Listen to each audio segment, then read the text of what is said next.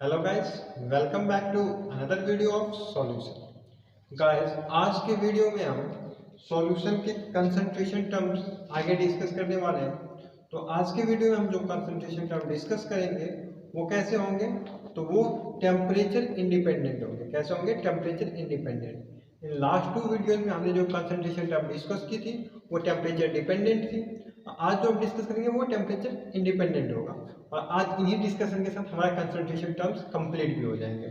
तो आज जो हम कंसंट्रेशन टर्म डिस्कस करने वाले हैं वो कौन कौन से होंगे, तो आपको मैंने पहले बताया हुआ है कि टेम्परेचर इंडिपेंडेंट कंसंट्रेशन टर्म्स कौन कौन से होते हैं। तो इसमें से पहला होता है मास परसेंटेज। कौन सा होता है? Mass percentage. दूसरा होगा मोल फ्रैक्शन। दूसरा कौन सा होगा? Mole fraction. और थर्ड इसमें होगा मोलैलिटी। थर्ड जो होगा मोलैलिटी। ये तीन ही ऐसे कंसंट्रेशन टर्म है जिसमें क्या है, मास इंपॉर्टेंट होता है। मास क्या होता है? प्राइम फैक्टर होता है। और इसमें वॉल्यूम की कोई यूजेस या वॉल्यूम का कहीं पे कोई यूज नहीं होता या कोई इफेक्ट नहीं होता। इसी कारण क्या है, ये टेम्परेचर का इस पर इफेक्ट नहीं पड़ता क्योंकि mass with the temperature constant रहता है। तो इसी कारण क्योंकि इस पर टेम्परेचर का कोई फर्क नहीं पड़ता, ये तीनों कंसंट्रेशन टर्म कैसे होते हैं? हमारे टेम्परेचर इंडिपेंडेंट होते हैं। तो कई बार आपको एक नंबर में क्वेश्चन पूछ सकता है, एमसीक्यू में आ सकता है कि from the given concentration term which of the following is not dependent on the temperature या डिपेंडेंट ऑन द टेम्परेचर। तो नॉट डिपेंडेंट होगा तो ये तीन होंगे, बाकी जो भी होंगे वो क्या होंगे? आपके डिपेंडेंट होंगे टेम्परेचर पे। तो सबसे पहले बात करते हैं आज मास परसेंटेज की। किसकी बात करते हैं हम? मास परसेंटेज की।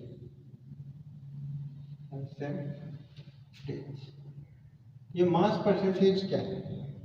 अगर आप मास परसेंटेज को सिंपल लैंग्वेज में समझो तो कोई भी चीज 100 ग्राम में, कोई भी मतलब सॉल्यूशन का कोई भी कंपोनेंट, सॉल्यूशन का कोई भी कंपोनेंट 100 ग्राम ऑफ सॉल्यूशन में कितना प्रेजेंट है, वही उसकी परसेंटेज होती है। परसेंटेज का मतलब क्या होता है? 100। तो 100 में कोई चीज कितना है वही तो परसेंटेज होता है। तो 100 ग्राम सॉल्यूशन में कितना कंपोनेंट है, चाहे वो सॉल्यूट हो या सॉल्वेंट हो, जितना ग्राम सॉल्यूट होगा वही उसकी क्या होगी? मास परसेंटेज होगी। और जितना ग्राम सॉल्वेंट होगा वही उसकी क्या होगी? मास परसेंटेज होगी। तो मास परसेंटेज आप लिख सकते हो, क्या लिखोगे इसका definition? The mass of any component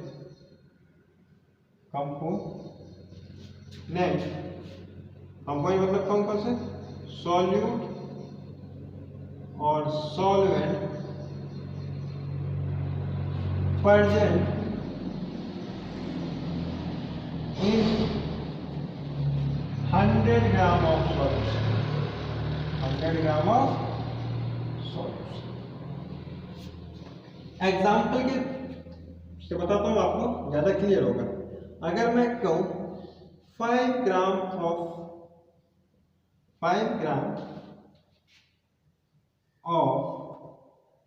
sodium hydroxide या 5 ग्राम ऑफ सोडियम हाइड्रोक्साइड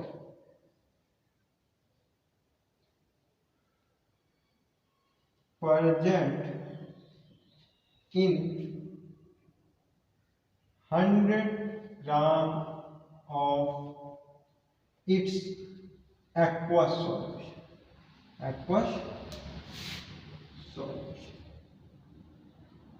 इसका मतलब क्या हो गया कि NaOH, सोडियम हाइड्रोक्साइड हमारा NaOH, इसका कितना?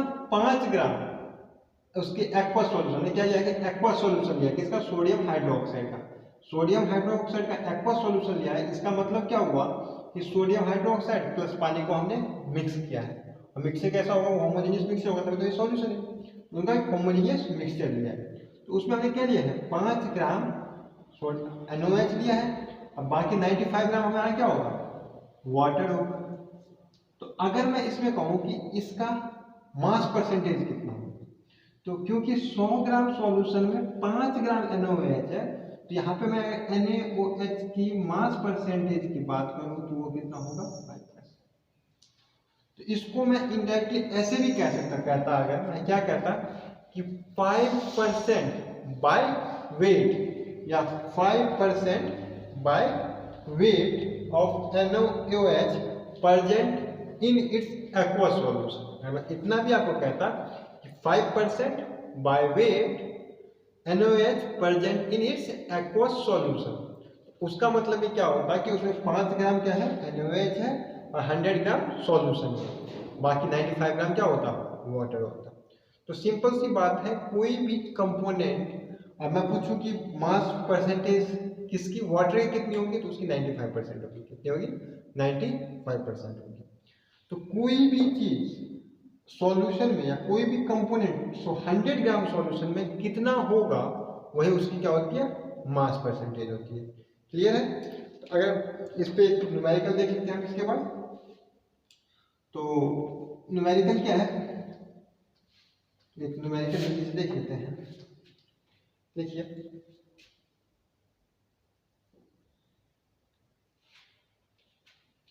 इफ 2 ग्राम NaCl क्या होता है कॉमन सॉल्ट, 2 ग्राम NaCl या salt is added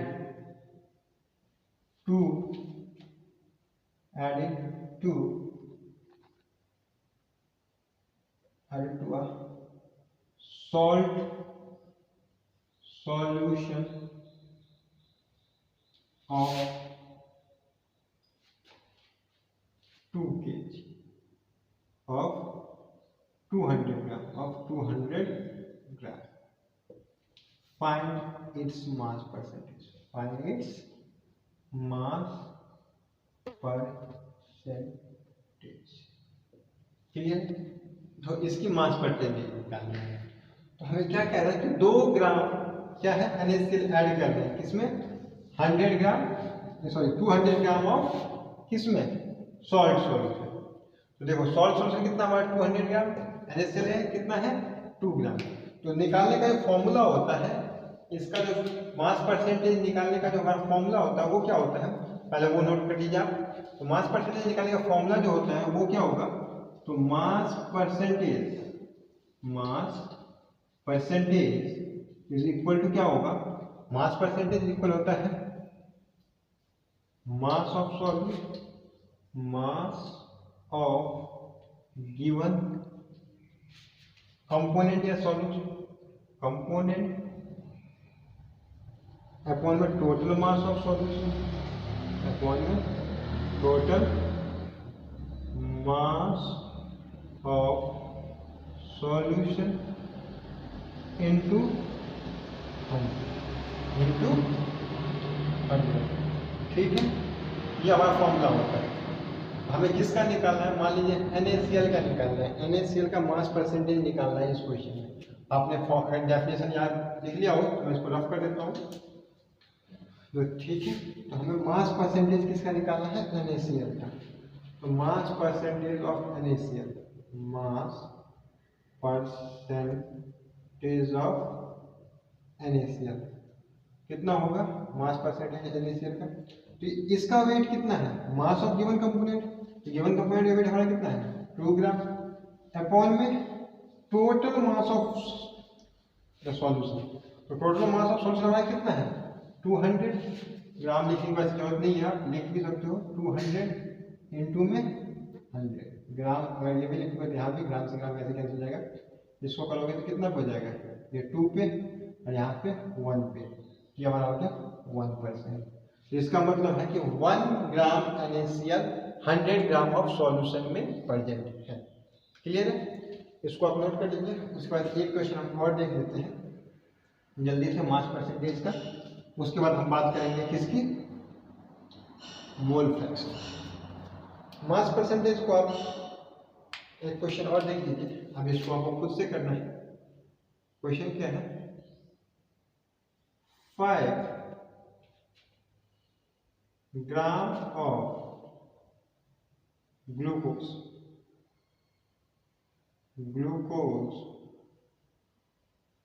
is added in 50 gram of water.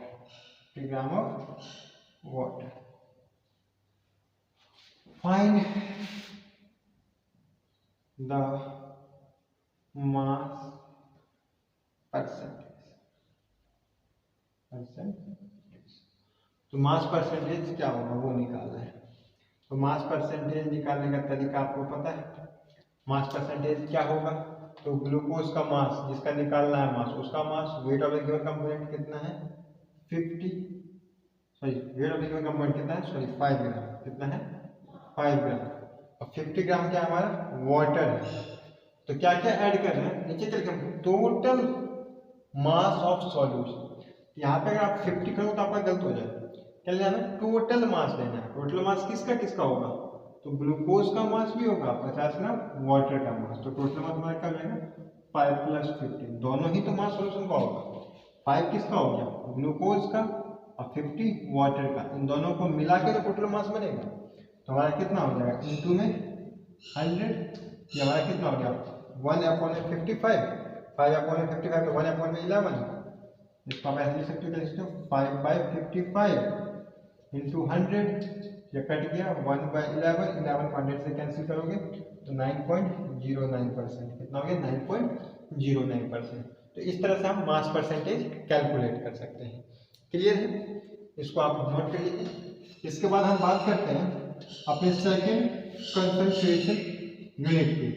हमारा सेकंड कंसंट्रेशन यूनिट जो होगा, जो कि टेम्परेचर इंडिपेंडेंट है, वो क्या है मोल फ्रैक्शन। वो क्या है हमारा मोल फ्रैक्शन।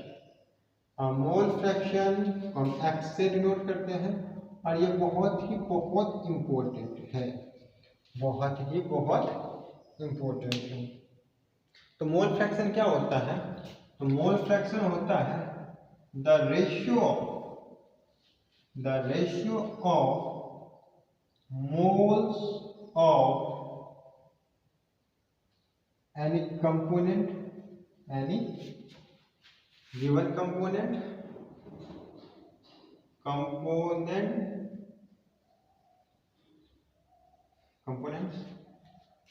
को इसका भी जिसका निकालना हो, सॉल्यूट का निकालना हो तो सॉल्यूट, और सॉल्वेंट का निकालना हो तो सॉल्वेंट। वो कंपोनेंट कोई भी हो सकता है।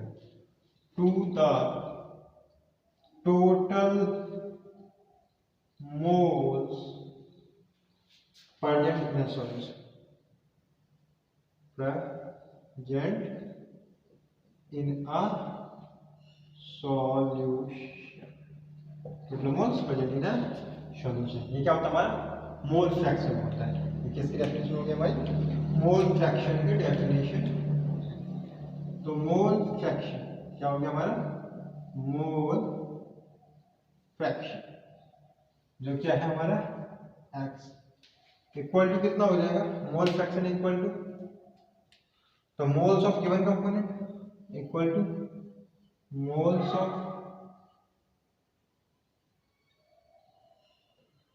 One component. वन कंपोनेंट वो कौन सा होगा जिसका हमें निकालना होगा, moles of one component upon total moles present in solution into में 100। क्लियर है, तो ये हमारा फॉर्मूला हो गया। मान लो कि हमें क्या निकालना हो, थोड़ा सा मैं ऊपर से इसको रफ कर देता हूँ, ठीक है, आपने डेफिनेशन लिख दिया हो। तो मान लो हमें क्या निकालना है,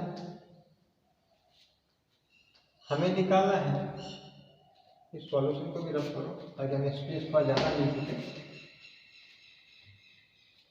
हमें निकालना हो मोल फ्रैक्शन ऑफ सॉल्वेंट, ये मतलब क्या हो गया सॉल्वेंट, ठीक है। हमें क्या निकालना होगा, लिखना होगा मोल्स ऑफ सॉल्वेंट, एन से किसको रिप्रेजेंट करते हैं मोल्स को, तो मोल्स ऑफ सॉल्वेंट अपॉन में moles of solvent plus moles of solute. Solution में क्या क्या होता है, एक सॉल्वेंट होगा एक सॉल्यूट होगा, तो एक सॉल्वेंट के मोल्स जितने होंगे प्लस सॉल्यूट के मोल्स होंगे, तो moles of solvent upon moles of solvent plus moles of solute, ठीक है। ये हमारा क्या हो गया मोल फ्रैक्शन इनटू 100 नहीं होगा, परसेंटेज भी निकालना होता है, इसमें 100 नहीं होगा। तो ये हमारा क्या हो गया मोल फ्रैक्शन ऑफ क्या सॉल्वेंट। ये क्या हो गया हमारा मोल फ्रैक्शन ऑफ सॉल्वेंट। क्लियर है? XB, XB क्या हमारा मोल्स ऑफ सॉल्यूट निकालना। तो moles of solute equal to क्या हो गया NB अपॉन में Na plus NB। NB equal to NB, XB equal to NB upon में Na प्लस NB। मतलब हमें मोल फ्रैक्शन किसका निकालना, सॉल्यूट का। तो क्या होगा moles of solute upon moles of solvent plus moles of solute, ये हमारा होगा। हम मोल्स कैसे निकालते हैं, तो मोल्स निकालने का तरीका पता है, मुझे Na निकालना हो, क्या निकालना हो, मोल्स ऑफ सॉल्वेंट निकालना हो।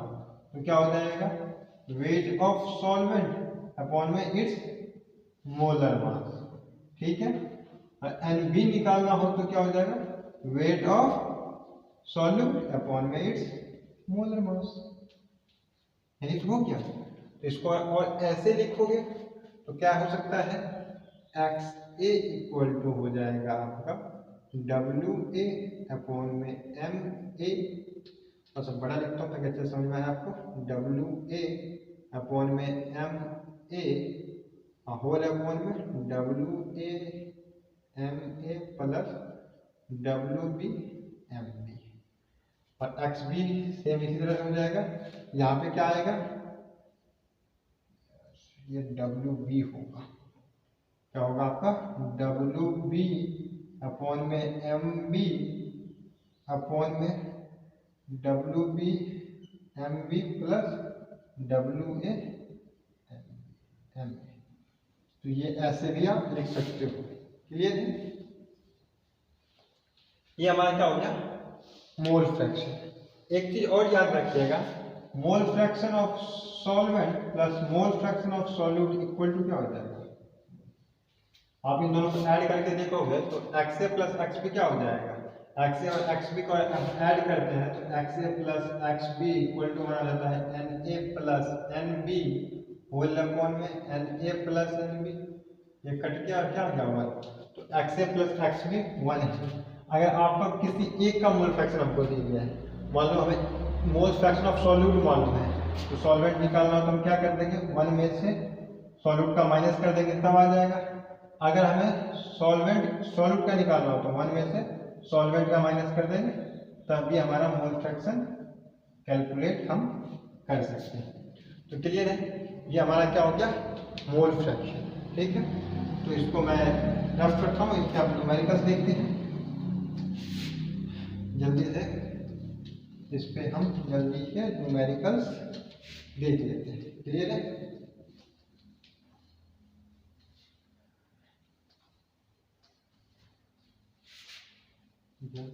जल्दी इसके न्यूमेरिकल्स करते हैं।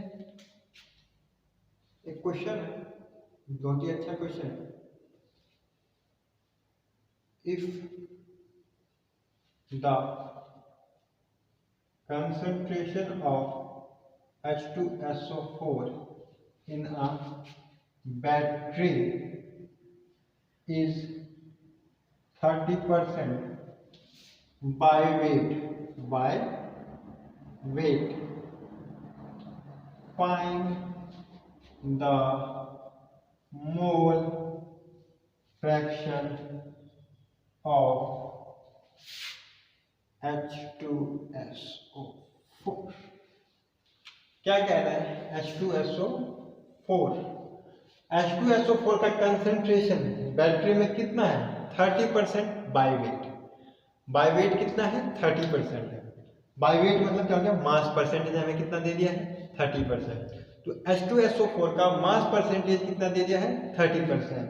तो उसका क्या पूछा आपको, इससे हमें मोल फ्रैक्शन निकालना है। इसका क्या निकालना है, हमें मोल फ्रैक्शन निकालना है। तो सबसे पहले मोल फ्रैक्शन निकालने के लिए हमें क्या चाहिए, मोल्स चाहिए। किसके मोल्स चाहिए, तो सॉल्यूट और सॉल्वेंट के। और सॉल्यूट और सॉल्वेंट के मोल्स निकालने के लिए हमें उनका वेट मालूम होना चाहिए, हमें उनका वेट मालूम होना चाहिए। तो देखो 30% बाय वेट दे रखा है आपको, तो 30% बाय वेट क्या है H2SO4 है। ठीक है, H2SO4 है। इसका मतलब अगर हम 100 ग्राम सॉल्यूशन कंसीडर करते हैं तो उसमें से हमारा 30 ग्राम क्या होगा, H2SO4। और बाकी के 70 ग्राम जो बचे वो क्या होगा हमारा, वाटर होगा। क्या होगा, वाटर होगा। तो हमारा वेट आ गया, वेट क्या आ गया, किसका आ गया, वेट ऑफ सॉल्यूट। हमारा सॉल्यूट क्या है, H2SO4, ये कम है, वाटर ज़्यादा है, ज़्यादा वाला सॉल्यूट होता है। तो डब्ल्यू भी हमारा आ गया कितना, 30, और डब्ल्यू ए कितना आ गया हमारा 7।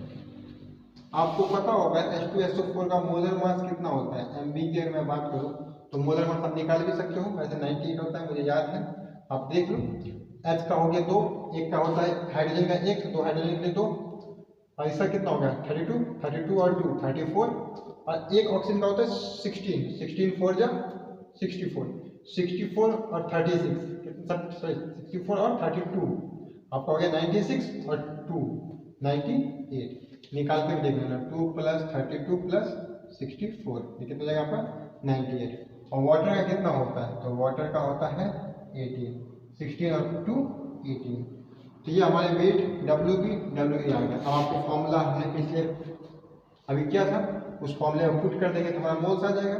तो NB अगर मैं निकालूं तो कितना आ जाएगा, NB निकालने के लिए क्या हो जाएगा 30/98, यही ना होगा, weight upon molar weight, molar mass, given mass upon molar mass, तो 30/98। तो इसको आप सॉल्व करोगे तो कितना आ जाएगा, 0 पॉइंट लगा दोगे तो 300, इसको करोगे 3 पे तो कितना हो जाएगा 600, उसके बाद आप कर दोगे 0.6 पे 0.6 तो 12, उसके बाद आ जाएगा आपका कितना कैरी 12, ये करीब आ जाएगा 0.36 समथिंग आएगा। ठीक है, इसको आप सॉल्व कर दो तो ये हमारा गया 0.36। तो इसका निकालोगे तो इसका मोल्स कितना हो जाएगा, NB का निकालोगे तो ये कितना हो गया, गिवन वेट हमारा 70 है, अपॉन में 18, तो 17 अपॉन में 80 कर लोगे तो 18 4 जा 72 होता है, तो नहीं करेगा, ये जाएगा 3 पे, कितना हो जाएगा 3 पे, तो 54 कितना आ गया, 18 3 जा 54, तो हमारा आ गया 16, कितना बचा हमारा एलसीएम आ गया 16, तो पॉइंट लगा देंगे तो 60 160, तो 8 पे जाएगा 152, कितना जाएगा, सॉरी 18 8 जा 144, चलेगा 18 3.81, कितना जाएगा 3.81, हाँ 3.18 आ गया ना, 144 16 में से, तो 10 और 4 16, फिर से 1.88 3.88, ये इसका आ गया आपका, क्या आ गया आपका इसका NB मोल्स, NB नहीं, ये आ गया आपका Na, क्या आ गया ये Na। आपको क्या निकालना है, XB निकालना है, H2SO4 का XB निकालना, XB हमारा क्या हो जाएगा 0.36 अपॉन में क्या हो जाएगा 0.36 + 3.88, तो इसको सॉल्व कर लेना आप, ये जगह 0.36 अपॉन में 8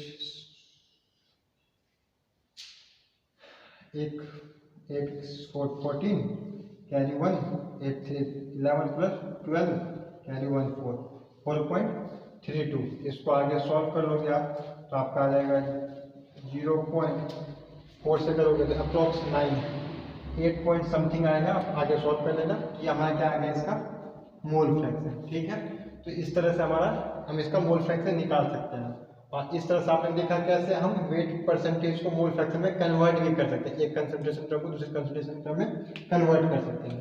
तो ये हमारा हो गया इस मोल फ्रैक्शन का न्यूमेरिकल। अब हम आते हैं अपने थर्ड कंसंट्रेशन यूनिट पे, जो कि हमारा क्या था, जो हमारा था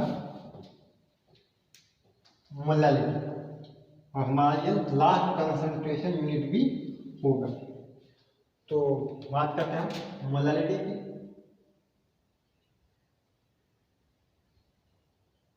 मोलालिटी स्मॉल है, मोलालिटी क्या होता है, तो मोलालिटी होती है the number of moles of solute, the number of moles of solute present in 1 kg of solvent। सबसे इंपॉर्टेंट चीज इसमें जो दो याद रखना है वो क्या याद रखना है, एक तो सॉल्वेंट और दूसरा केजी। देखो मोलैलिटी और मोलैरिटी में बहुत कंफ्यूजन होता है। मोलैरिटी हमारा क्या था, the number of moles of solute present in 1 litre of solution. उसमें वॉल्यूम दिया हुआ था, वॉल्यूम कितना, तो लीटर में, वो भी सॉल्यूशन का 1 लीटर ऑफ सॉल्यूशन। लेकिन मोलैलिटी क्या है, तो एक तो इसमें वॉल्यूम ना देके मास दिया है 1 kg, वो भी किसका, सॉल्वेंट का।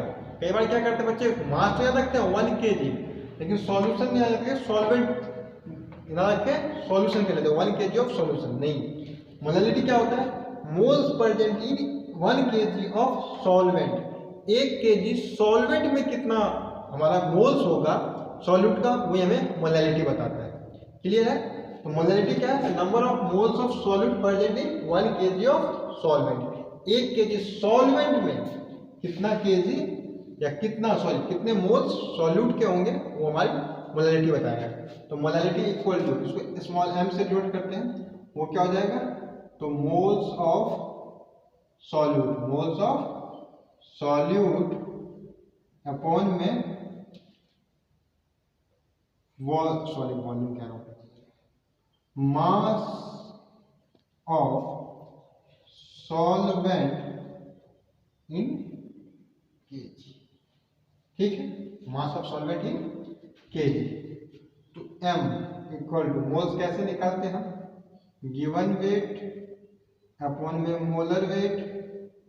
ठीक है, और इस टू क्या हो जाएगा हमारा, ये हो जाएगा गिवन वेट अपॉन मोलर और मास इन केजी। मास भी किसका, तो मास ए, तो मास या वेट ए इन केजी। ठीक है, लेकिन जनरली आपको केजी में किस में देता है, ग्राम में देता है, या तो आपका ये हो गया एक, लेकिन आपको ग्राम में देगा तो ऐसे आप कर सकते हो, WB अपॉन में MB इंटू 1000, और ये वेट ऑफ सॉल्वेंट इन ग्राम में होगा तो ऊपर 1000 आ जाएगा। तो आप डायरेक्ट ये भी याद कर सकते हो। तो ये हमारा हो गया मोलैलिटी की फॉर्मूला। ठीक है, इस पर हम एक अच्छे से न्यूमेरिकल देख लेते हैं। ठीक है, तो न्यूमेरिकल हम जो पिछले न्यूमेरिकल हमने किया था किसमें, मोल फ्रैक्शन, वही न्यूमेरिकल लेते हैं और उसका क्या करते हैं, मोलैलिटी निकालते हैं। उसकी क्या करते हैं, मोलैलिटी निकालते हैं। तो उसमें हमें क्या दिया हुआ था, 30% बाय वेट, क्या दिया था, 30% बाय वेट NaOH दिया था। क्या दिया हुआ था हमें, NaOH बाय वेट। ठीक है, NaOH 30% बाय वेट दिया हुआ था। ठीक है, 30%, तो छोटा हो गया है तो आप लिख लीजिए 30% बाय वेट। तो इसका मतलब क्या था कि अगर मैं 100 ग्राम सॉल्यूशन कंसीडर करता हूँ तो मेरा NaOH कितना था, NaOH वो कितना था हमारा 30 ग्राम, और इसमें 70 ग्राम हमारा क्या था, वाटर। तो हमने पहले भी किया था, क्या था हमारा, वाटर। क्लियर है? अब इस 30 ग्राम ये क्या है हमारा वेट, ये क्या है WB। ठीक है, 30। अब हम इससे, हमें MB तो पता है कितना होता है, 98 मैंने अभी निकाला था। इससे हमें क्या दिया हुआ है, इसमें हमें WA पहले से दिया है, कितना दे दिया है 70। हम सीधा फॉर्मूला इनपुट कर लेते हैं, हमारी मोलैलिटी आ जाएगी।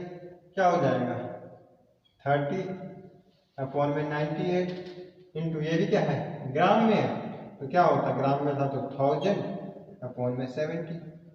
ये हमारा आ गया। करते हो तो 0 से 0 हमारा कैंसिल हो गया यहाँ पे, तो हमारा क्या आ जाएगा, इसको मल्टीप्लाई करोगे तो 3000, 98 को 7 से मल्टीप्लाई करो तो 700 माइनस 14, तो हमारा आ जाएगा 686। इसको कैंसिल करोगे तो क्या आ जाएगा हमारा 4.38 के करीब, तो हमारा 4.3, ये हमारी क्या आ गई, मोलैलिटी आ गई। तो इस तरह से आप मोलैलिटी निकाल सकते हैं। तो इसी के साथ हमारी क्या हो गई, मोलैलिटी कंप्लीट हो गई। तो आपको वीडियो कैसा लगा हमें कमेंट में जरूर बताइए। अच्छा लगा तो वीडियो को लाइक करिए, चैनल को सब्सक्राइब करिए और आगे अपने फ्रेंड्स को भी शेयर कीजिए, ताकि हमें भी मोटिवेशन मिले अच्छे अच्छे वीडियो बनाने।